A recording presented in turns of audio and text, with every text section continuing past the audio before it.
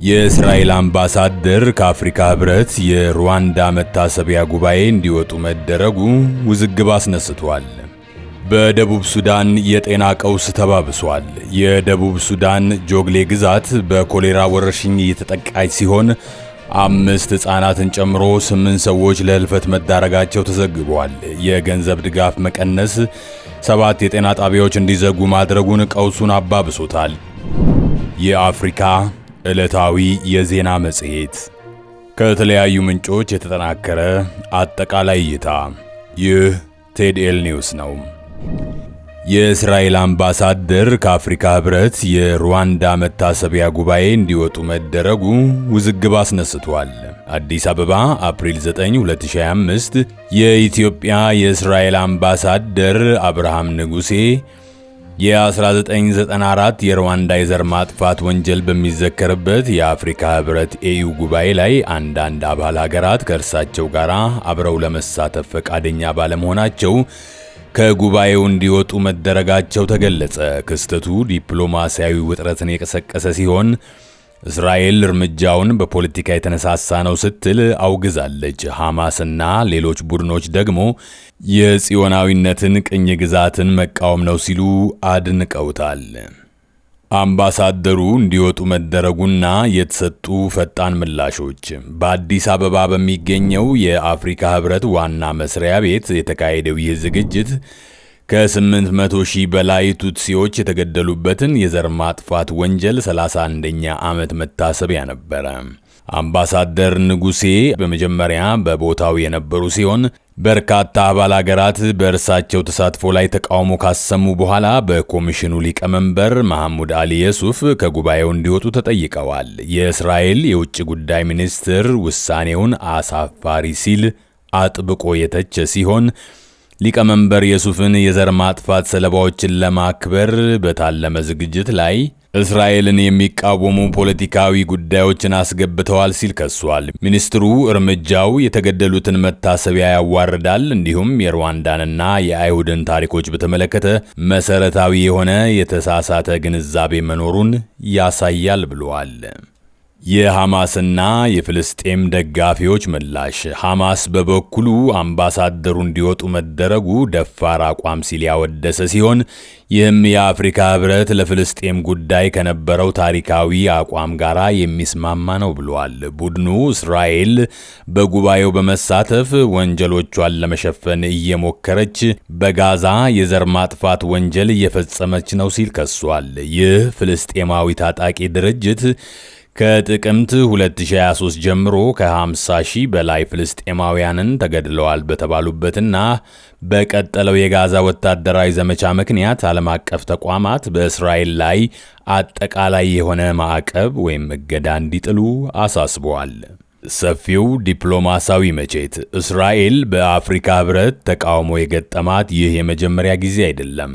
በ2023 አንድ የእስራኤል ዲፕሎማት ከአፍሪካ ህብረት የመሪዎች ጉባኤ የተባረሩ ሲሆን ህብረቱ በእስራኤል ታዛቢነት ሁኔታ ላይ ለረጅም ጊዜ ሲከፋፈል ቆይቷል። በተለይም አልጄሪያና ደቡብ አፍሪካ ተቃውሞውን እየመሩ ናቸው። ክስተቱ በተጨማሪም በጋዛ ጦርነት ምክንያት እየቀጠለ የመጣውን ውጥረት ያንጸባርቃል። በአሁኑ ወቅት ዓለም አቀፉ የፍትህ ፍርድ ቤት ICJ በእስራኤል ላይ የቀረበውን የዘር ማጥፋት ክስ እየሰማ ሲሆን የአፍሪካ ህብረትም የደቡብ አፍሪካን ክስ በይፋ መደገፉ ይታወሳል። ቀጣዩስ ምንድን ነው? የእስራኤል የውጭ ጉዳይ ሚኒስትር ለተፈጠረው ነገር ምላሽ ለመስጠት አስፈላጊ የሆኑ ዲፕሎማሲያዊ እርምጃዎችን ለመውሰድ ቃል የገባ ሲሆን ይህም ሊወሰዱ የሚችሉ የአጸፋ እርምጃዎችን ያመላክታል። ይህ በእንዲህ እንዳለ የአፍሪካ ህብረት ይፋዊ መግለጫ አልሰጠም። ነገር ግን የሊቀመንበር የሱፍ የቀድሞ አስተያየቶች በጋዛ የሚካሄደውን ጭፍጨፋ ለማስቆም የቀረቡ ጥሪዎችን ጨምሮ አምባሳደሩ እንዲወጡ የተደረገው ከሰፋፊ የጂኦፖለቲካዊ ቅሬታዎች ጋር የተያያዘ ሊሆን እንደሚችሉ ይጠቁማሉ። አምባሳደሩ እንዲወጡ መደረጉ የጋዛ ጦርነት ዓለም አቀፍ ተቃውሞውን ማቀጣጠሉን በቀጠለበት በአሁኑ ወቅት እስራኤል በባለብዙ ወገን መድረኮች ላይ የገጠማት ያለውን እየጨመረ የመጣ መገለል ያጎላል። የዚህ ዜና ምንጮቻችን ዘኒው አረብ፣ ጀሩሳሌም ፖስት፣ ሚድል ኢስት ሞኒተር እና አናዶሉ ኤጀንሲ ናቸው። በደቡብ ሱዳን የጤና ቀውስ ተባብሷል። የደቡብ ሱዳን ጆግሌ ግዛት በኮሌራ ወረርሽኝ እየተጠቃች ሲሆን 5 ሕፃናትን ጨምሮ 8 ሰዎች ለህልፈት መዳረጋቸው ተዘግቧል። የገንዘብ ድጋፍ መቀነስ 7 የጤና ጣቢያዎች እንዲዘጉ ማድረጉን ቀውሱን አባብሶታል። ይህም ታካሚዎች የሕክምና እርዳታ ለማግኘት ረዥም ርቀት እንዲጓዙ አስገድዷቸዋል። ከጥር ወር ጀምሮ የጤና ጥበቃ ሚኒስቴር 46716 የኮሌራ ተጠቂዎችንና 871 ሞትን ሪፖርት አድርጓል። ሁኔታው የሚያሳስበው በቀጠለው የፖለቲካ አለመረጋጋት ምክንያት 7.7 ሚሊዮን ደቡብ ሱዳናውያን ከፍተኛ የምግብ ዋስትና እጦት ገጥሟቸዋል። የቀድሞው ፕሬዝዳንት ካቢላ ወደ ኮንጎ ሊመለሱ ነው።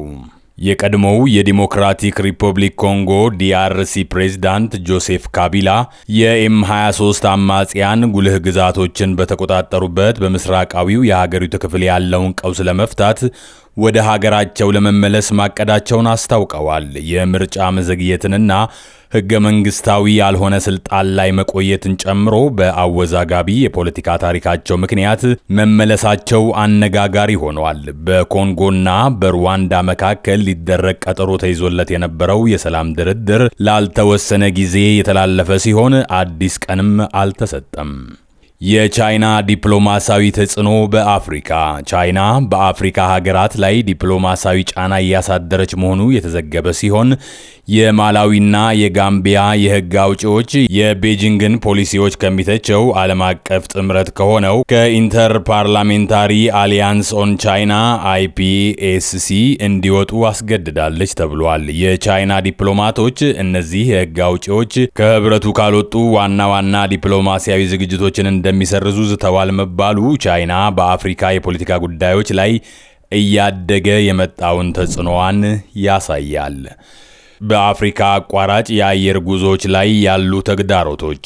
በአፍሪካ አቋራጭ የአየር ጉዞ የተገደበ የግንኙነት መስመር በጥቂት ዋና ዋና አየር መንገዶች የበላይነት መያዙና ዝቅተኛ ዋጋ ያላቸው አየር መንገዶች እንደ እጥረት ያሉ ጉልህ ተግዳሮቶች እንደገጠሟቸው ተገልጿል። ብዙ መስመሮች ከአፍሪካ ውጪ ባሉ ማዕከላት በኩል ዙሪያ ጥምጥም መጓዝን ስለሚጠይቁ ወጪውንና የጉዞ ጊዜን ይጨምራሉ። ከፍተኛ የሥራ ማስኪያጃ ወጪና ገዳቢ የቪዛ ፖሊሲዎችም ቀልጣፋ ጉዞን የበለጠ የሚያደናቅፍ ሲሆን ይህም የቀጠናውን ትስስርና የኢኮኖሚ እድገት እንቅፋት ሆኗል።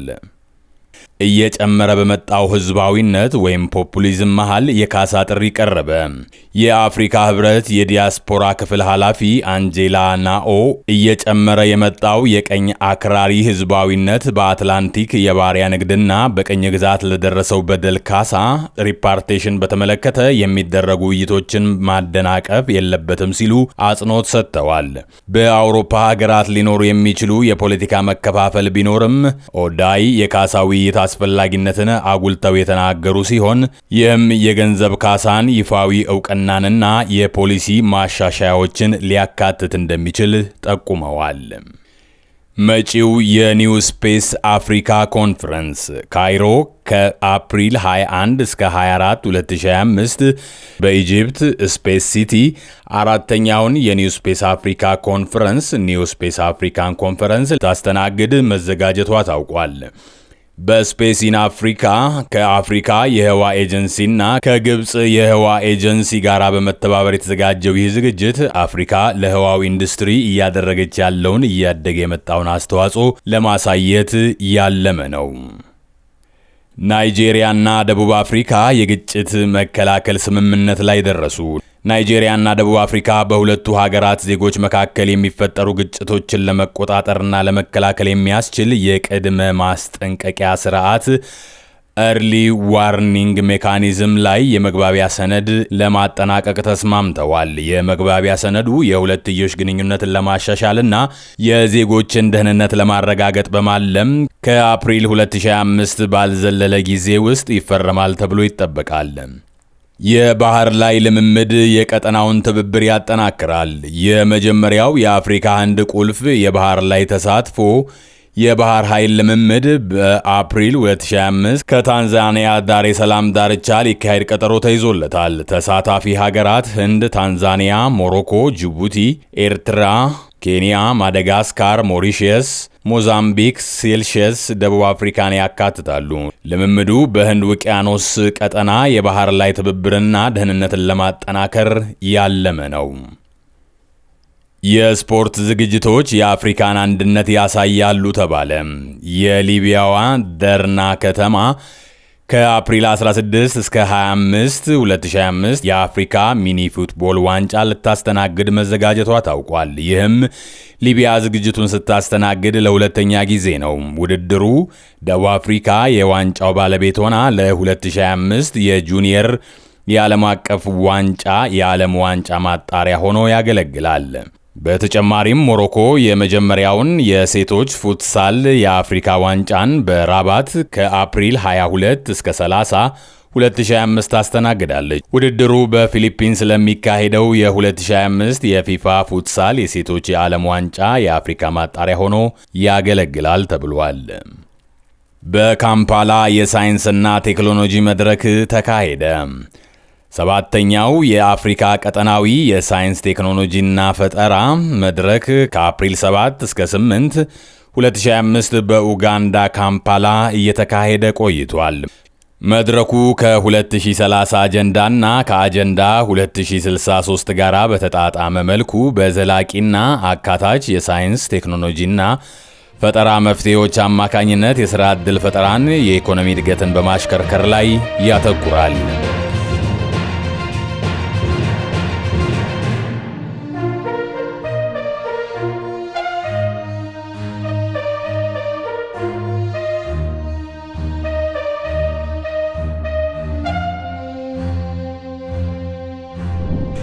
የአፍሪካ ዜና መጽሔታችን በዚሁ ይጠናቀቃል። በቴዴል ኒውስ የተቀናበረውን ዜና በዚህ መልኩ አቅርበንላችኋል።